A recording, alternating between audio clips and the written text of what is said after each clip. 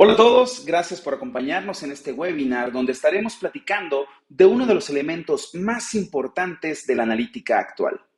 Mi nombre es Miguel Javib, soy Principal Solution Engineer para Salesforce y Tableau en México y América Latina y desde hace un poco ya más de 6 años me he estado divirtiendo utilizando Tableau diariamente para ayudar a las personas a ver y comprender sus datos.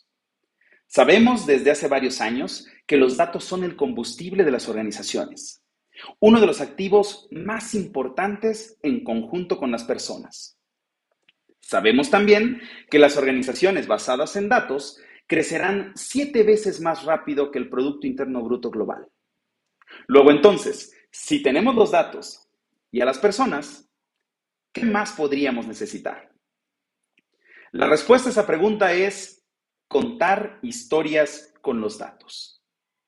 Así que en esta sesión estaremos hablando del storytelling. El término storytelling se puso de moda en los últimos años y despierta tanto curiosidad como interés el conocer de qué trata esta técnica que, si bien es antigua, se ha convertido en furor a la hora de comunicar mensajes independientemente del medio donde se hace, desde las redes sociales hasta las salas de juntas corporativas o eventos masivos. ¿Pero qué es storytelling? Se trata de una expresión anglosajona que se compone por dos palabras, historia o story y contar, telling. Se podría describir como una narrativa atrapante de sucesos con un mensaje final que deja un aprendizaje o concepto. Los expertos en el tema afirman que saber cómo contar historias es todo un arte. El objetivo es lograr una mayor audiencia, pero también causar un efecto en las personas que escuchan, ven o leen. Esta técnica para transmitir mensajes, que no es algo reciente ya que la capacidad de contar historias viene de las prácticas más antiguas, hoy en día es utilizada por redactores y guionistas como una forma completamente más efectiva que el simplemente decir o contar algo. Porque con la idea o mensaje a comunicar, se busca transformar la vida de las personas. Pero remontémonos al principio. La historia de la comunicación visual comienza en una cueva. Nuestros antepasados pintaron animales, manos, formas y figuras en un deseo de comunicar, compartir, expresar algo o dejar una huella. En ese momento, el arte es tosco. Recordemos que, en primera instancia, el medio es limitado y el concepto de compartir es dibujar algo y esperar a que algún otro individuo entre en esa cueva y observe esa pared. Es el arte en su forma original, duradero, irrepetible, pero restringido. Sin embargo, es un comienzo con potencial y posibilidades ilimitados. Cuando decimos que esta práctica nos ha acompañado a lo largo de nuestra vida, es porque contar historias es parte de nuestro instinto.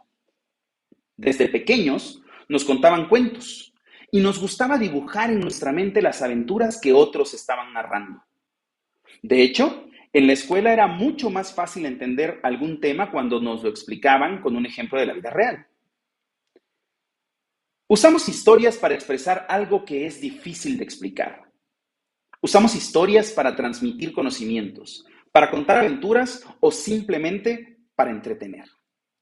Contamos historias para conectar emocionalmente con las personas. Es la forma idónea para que el público capte un mensaje que se le quiere dar, ya que se identifica fácilmente con una historia de vida similar a la suya o que le represente un acto de superación, que le cuente un reto o desafío y que sobre todo el personaje tenga perseverancia. Pero es importante que la historia sea bien contada. El storytelling funciona en dos planos. El racional, que apunta a los procesos lógicos de las personas, y el instintivo, que abarca lo emocional del ser humano. Recordemos que las historias despiertan emociones. Aparte de la identificación, las historias también accionan nuestro lado emocional ya sea por despertar alguna memoria o por hacer al espectador ponerse en la piel del interlocutor. Una muy buena historia hace que la audiencia se imagine en el papel del personaje principal. Una historia espectacular hace que la audiencia recorra cada paso en la piel del protagonista, sufriendo con él y enfrentando todos los obstáculos que se presentan a lo largo del camino. Y lo hacen movidos por la esperanza de superar el conflicto y vibran junto con el protagonista cuando esto sucede. Ahora bien, para lograr que una historia sea espectacular, debemos tener en cuenta los siguientes elementos. Tener una premisa, es decir, ¿cuál es la motivación inicial en el proceso de construcción de la historia? Después, debemos tener como tal la historia, que podemos definir como la secuencia de los principales acontecimientos descritos de forma exhaustiva, pero sin detalles específicos. Luego viene la trama, que es la cadena de hechos que llevan una situación del punto A al punto B o al punto C. Es decir, todo el relleno y todas las minucias de la historia. Finalmente, la narrativa, que es una forma de provocar una respuesta emocional en el interlocutor a través de efectos dramáticos provocados por las decisiones estructurales y creativas. Pongamos esto en contexto. Si la historia es lo que sucede y la trama es por qué sucede, la narración es la forma en la que se cuenta lo que sucede. Hablemos entonces del arco narrativo. Lo que están viendo en pantalla es parte del trabajo de Donna Lee Shaw, autora, presentadora y coach ejecutiva, y lo que estoy mostrando es la estructura de una historia de uso de un producto. Nos encontramos con que todo relato inicia con una llamada a la acción, algo que desencadena una situación. Las distintas etapas son parte de una narración mayor y de esta tensión generada va a depender el éxito o no de la tarea de una persona. Empezamos entonces por identificar cuál es el estado actual, qué está pasando, en dónde estamos parados y hacia dónde queremos ir. Después, identificamos los problemas. A continuación, debemos enlistar los pasos a seguir para resolver esos problemas y posiblemente encontremos algunos otros impedimentos en el camino. Pero estos impedimentos nos van a ayudar a generar ideas justamente para poder resolverlos. Una vez teniendo estas ideas, llegamos al punto en donde preguntamos, ¿qué sigue ahora? Y al final tenemos justamente la resolución, el hecho de poder cumplir con los objetivos. Ahora bien, ¿qué podemos hacer con toda esta información y con Tableau? Vamos a verlo con una breve demo. Como bien saben, en Tableau podemos crear tableros, profundizar en el análisis o hacer storytelling. Veamos lo que ocurre cuando una persona interactúa con un tablero. Seguramente la curiosidad lo hará hacer clic sobre los diferentes filtros que puede encontrar o sobre algunos otros elementos que puedan existir en el tablero.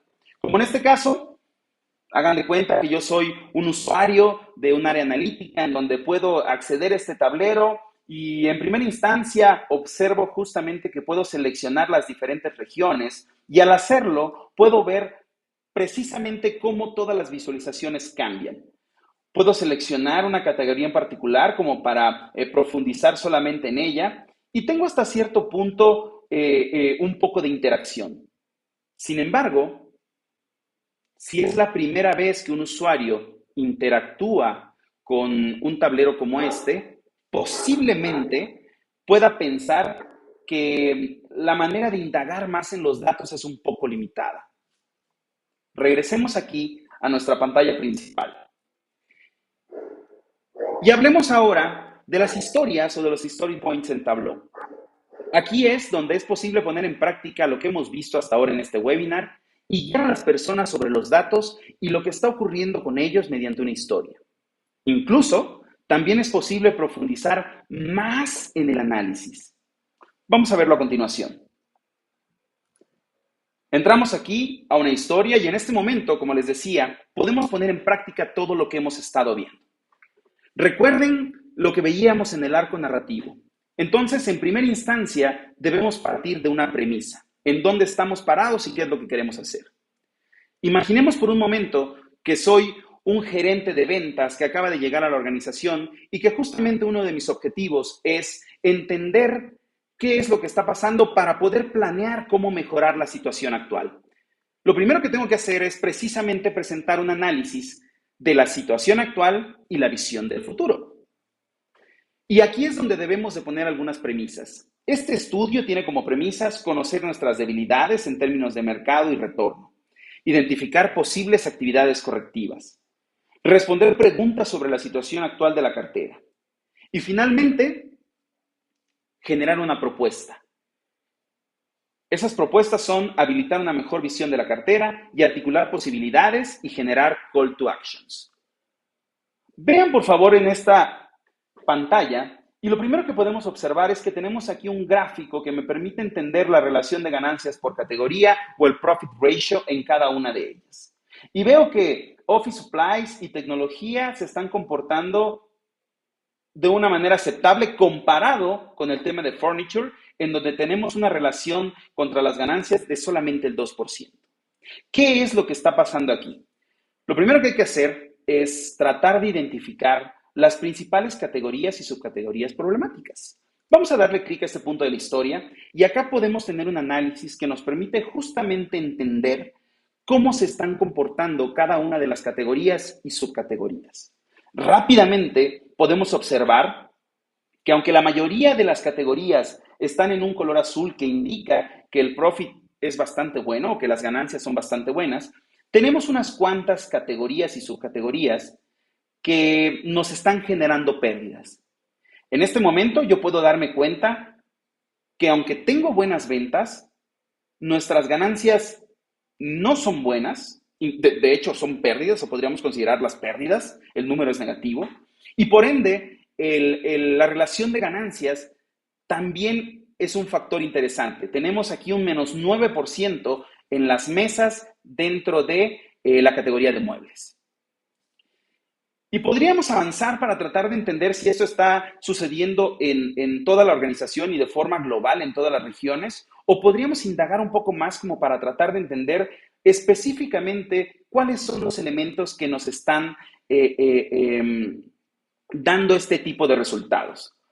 Voy a entrar entonces al modo de edición y justamente quiero ir aquí a la parte de identificar problemas. Permítanme regresar a mi tablero y vamos a duplicar esta hoja de trabajo para no impactar mi análisis. Voy a duplicar esta hoja de trabajo y aquí lo que quiero hacer es específicamente quedarme solo con este elemento, mesas. Y vamos a agregar cuáles son los proveedores y podríamos agregar incluso también los productos. Pero desde este punto yo ya puedo empezar a ver que el proveedor Chromecraft me está generando ciertas pérdidas. Entonces podemos entender aquí que no todos los elementos dentro de esta categoría están mal. Por ejemplo, Safeco o Global. Estos tienen pocas ventas, pero al menos no me está generando pérdidas. Sin embargo, todos los demás elementos sí me están generando un tema de pérdidas. Precisamente Chromecraft es el que tiene el peor comportamiento. Podemos profundizar aquí o podemos dejar este análisis en este punto y regresar a nuestra historia y avanzar justamente para entender si la problemática es global o está concentrada en algún sitio en particular. Y cuando vemos este mapa, podemos entender varias cosas. Podemos darnos cuenta rápido que en el estado de California y en el estado de Nueva York tenemos una buena relación de las ganancias. Sin embargo, en todos los demás estados, estamos hablando, observen por favor los colores. En Texas de plano estamos muy mal, al igual que en Colorado, pero tenemos otros en donde puede ser que realmente tampoco estemos bien. Esto llama mucho la atención, pero creo que aquí lo que está sucediendo es que los colores nos están jugando una mala pasada. Vamos a duplicar esta hoja de trabajo y vamos a hacer algunos cambios para tratar de entender justamente lo que en realidad está pasando. Observamos que aquí estamos trabajando con la sumatoria del profit para agregarle color a la visualización. Sin embargo, vamos a cambiarlo y vamos a utilizar también el profit ratio. Y en este momento la perspectiva es diferente. En este momento podemos enfocarnos en realidad en donde tenemos los problemas. Observen cómo el cambio de colores nos ayuda a identificar rápidamente los estados en los cuales de verdad tenemos que poner atención. Específicamente estamos hablando de Texas, estamos hablando de Ohio, que son donde tenemos los números más bajos como tal, los números negativos más altos en este caso, en donde la relación de las ganancias no está siendo para nada buena. Podemos poner atención en esto y vamos a seguir profundizando en el análisis. Regresemos un poco a nuestra historia. ¿Qué es lo que está generando que tengamos este tipo de problemas? Vayamos entonces al siguiente punto y tratemos de entender cómo se están comportando nuestros clientes con la idea de detectar clientes potenciales o clientes problema. Y aquí en este gráfico de dispersión rápidamente podemos ver que tenemos una gran cantidad de clientes que nos están generando pérdidas. Y estoy casi seguro, por lo que hemos visto hasta ahora, que posiblemente todos estos clientes me estén comprando tal vez muebles, específicamente mesas, y aquí es donde puede estar el problema. Sin embargo, pues podemos revisar específicamente qué es lo que está sucediendo. Vamos a ponerle un filtro aquí para tratar de entender qué es lo que pasa. Observen que nosotros dentro de esta visualización estamos trabajando también con el tema de descuento. Y podemos ver aquí que las burbujas más grandes son precisamente aquellas en las que tenemos más descuento. ¿Este podrá ser un factor determinante? Probablemente sí, probablemente en primera instancia nosotros pensemos que estamos dando un producto, un descuento muy alto precisamente en el tema de mesas, pero vamos a corroborarlo. Voy a agregar descuento a los filtros y lo que quiero hacer es que justamente me permita ver todos los valores. Y le vamos a decir acá que quiero que me muestre aquellos que se encuentran entre el 50 y el 80%, es lo que estoy viendo que tenemos por acá. Vamos a dejarlo aquí cerca del 50, ahí está, y voy a darle clic en aceptar. Aquí tenemos a todos estos clientes.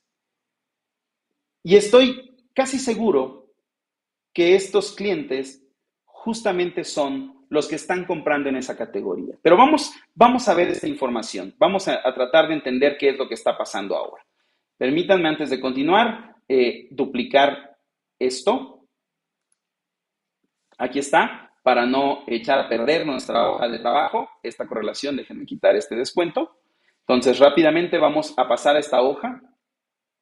Y vamos a pedirle a Tableau que nos ayude a cambiar esto a un gráfico de barras. Entonces aquí podemos ver a los clientes que tienen cierto tipo de descuento. Vamos a encender las etiquetas como para poder entender. Aquí estamos viendo los descuentos más altos.